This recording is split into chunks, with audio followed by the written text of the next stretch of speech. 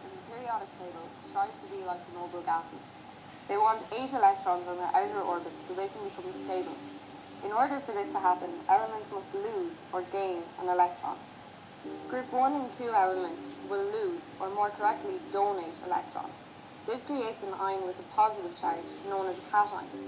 Similarly, group 6 and 7 elements will gain or accept an electron, and so create an ion with a negative charge, known as an anion. A cation and anion form an electrostatic interaction which leads to the formation of an ionic salt. They appear as a 3D crystal lattice under the microscope. As you can see in this demonstration, the salt disappears in water. What actually happens is that the ions in the water attract the ions in the salt and pull them out of the crystal lattice structure, giving the illusion that the salt has disappeared. During this experiment, you're using unknown chemicals that are generally not regarded as safe, so please work carefully. Waste disposal is very important, as again you're working with unknown chemicals, so they must not be poured down the sink. There is a waste bucket in each sink, and this is where your waste will be poured. When working with flames, make sure to have the holder at the top of the test tube, and point the opening of the test tube away from your face. Please make sure to wear your glasses and coat when working with flames.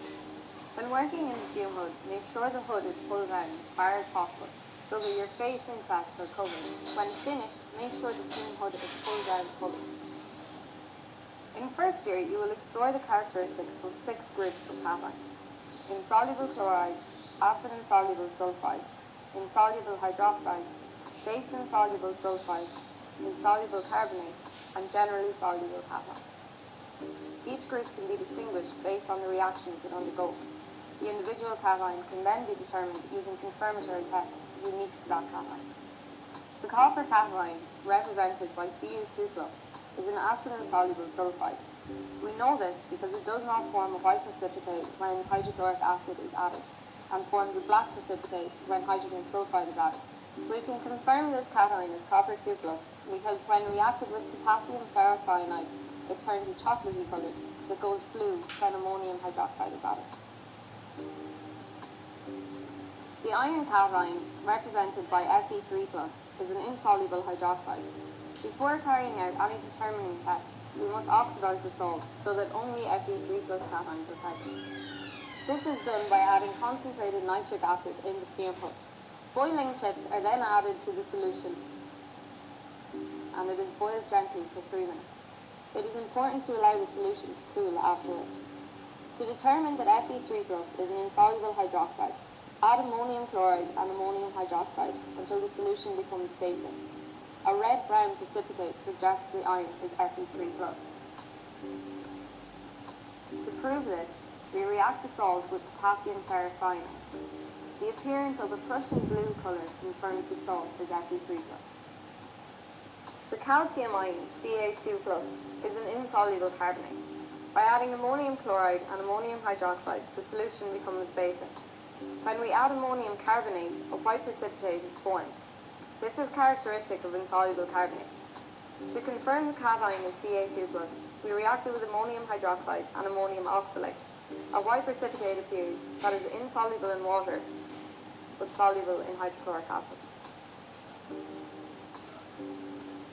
The most common anions used in first year are chloride, sulfate, and nitrate. They are straightforward because you only need to carry out confirmatory tests for each of them.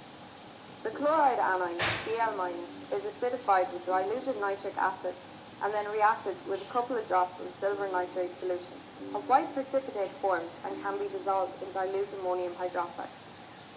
The nitrate anion is acidified using dilute sulfuric acid. Solid ferrous sulfate is added, and then, working in the fume hood, the test tube is held at an angle and 4 to 5 drops of concentrated sulfuric acid are allowed to run down the side of the test tube. The formation of a brown ring confirms the anion is nitrate. The sulfate anion is acidified using dilute hydrochloric acid. When barium chloride is added, a heavy white precipitate proves the cation is sulfate. When you have distinguished the cation and anion, balance the charges to name your ionic salt. The cation always appears first, followed by the anion. Because sulfate has twice the charge of sodium, then twice as much sodium must be present in the salt. Therefore, the salt is Na2SO4 or sodium sulfate. We hope this video has helped your understanding of qualitative analysis. Thanks for tuning in. Hope it helped you. Thank you for watching.